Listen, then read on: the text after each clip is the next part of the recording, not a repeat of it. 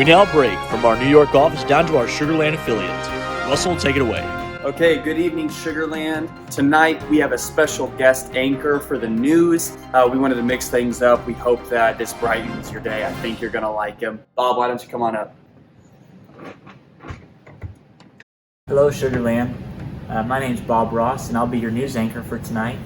The news anchor agency decided to ask me because in these times where it's hard to find out who you can trust in the news, they thought who better to trust than old Bob Ross. And I've been in a hard time myself, and so I'm grateful for this job. I lost my painting job, and we're going to try my hand, so to speak, at being a news anchor. Tonight you may be noticing my attire. I always wear a blue shirt and khaki pants because I just want my style to never go out of style, and I think I'm nailing it, don't you think? So here we go, tonight, the news with Bob Ross. Well, we're going to start off with sports, and the funny thing about my old job is I would just make it up as I go, painting whatever I wanted to, and that's not going to be any different than tonight. So, news made up as we go. First topic, sports, something we all love. And I thought I'd start off with the Houston Rockets. We saw in the news just recently that their owner fired all of their employees, but he thought it'd be a good idea to do it early so that they could have time to find their jobs sooner than all the other people that were going to get fired. So thanks a lot for that. At least that's not the Rockets' whole reputation. We don't have the two most selfish players as our superstars or anything like that.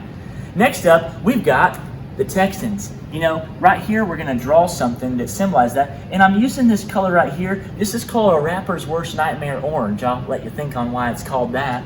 And what we've got here is you're going to have the horn, and then you're going to have the other horn, and then you're going to have a face, two eyes, a big snout with a ring in it, and then a small little mouth because he's not quite sure what to think about these times right now either, just like I'm sure you aren't. Well, the thing about the Texans is they let go of their best asset, DeAndre Hopkins, but in good news, the substandard replacement they got for him, Brandon Cooks, he at least gets paid the same amount, so it should be good for the accounting team. Well, next up in sports news, moving on from the Texans, is we've got our beloved Astros. Now, you may not know this, but we're called the Astros because of astronauts. And so, here we are in Space City, Houston. And so you've got the Astros, and the best news about the Astros right now, I'm pretty sure I did that symbol there correctly.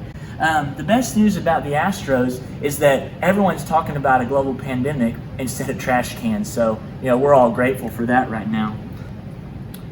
Next up is the weather. I don't know too much about being a weatherman. I'm not a meteorologist.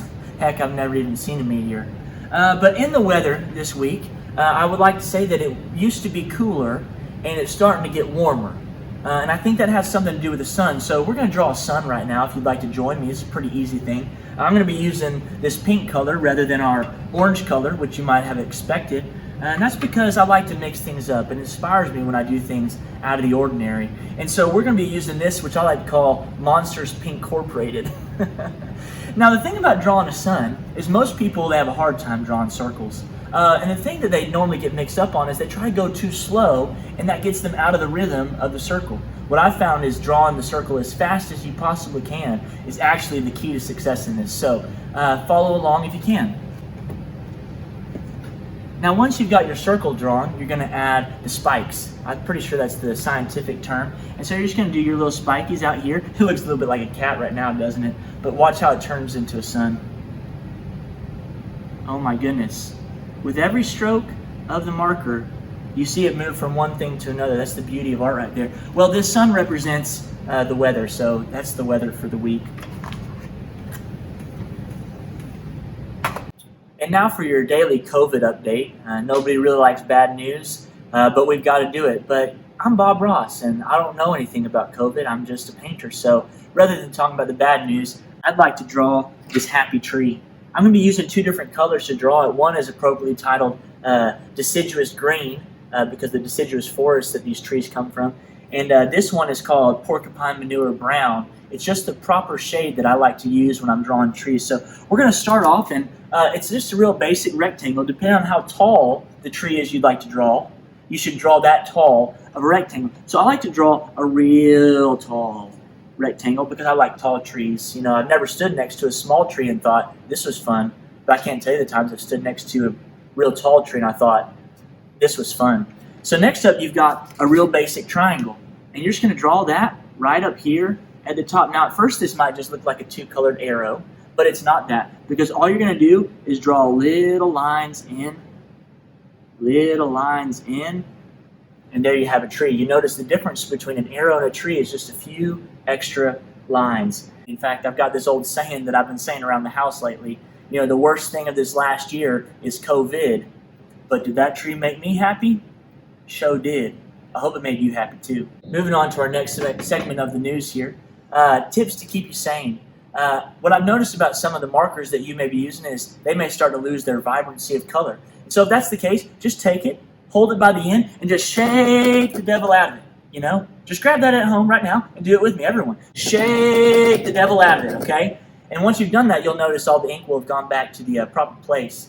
And so right now we're going to do tips to keep you sane. These are things that old Bob does to make sure that he stays sane. And the color we're going to be using is not just any shade of black.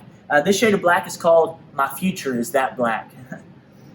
Yeah, it's not too good of prospects right now in life. And I don't know. I don't know if I can do this anymore. Hey, Bob. I'm not used to using markers. Bob, you're almost done. Okay. But I don't have my paint brushes. You've got markers. They look so good. Do they really? Just draw some happy clouds. You'll like that. But what if the clouds aren't happy? You know what? Forget this, man. If I don't know my paint, I don't know how to do this. You think that Bob Ross is nice? Did you know I went to Vietnam? What happened to your voice? I was an Army Ranger. That's not a threat. That's just a statement of fact. Okay, Bob. And if you don't give me some paintbrushes right now, I cannot continue this. Bob, I'll work on getting you paintbrushes. Just try it with the markers. Okay, fine. You know what? We'll do the last segment. You want to talk about the traffic? It used to be good when we were all home. Now it's traffic again because we're all out. So you win some, you lose some. Forget this, man!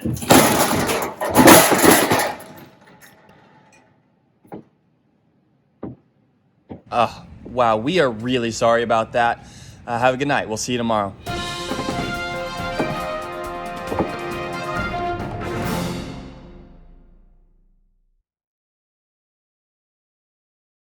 The thing about it is most people, when they try to draw a circle, they try to go slow. But what I found is the quicker you do it, the better your circle is. So let's give that a try. So we've got the circle right there. And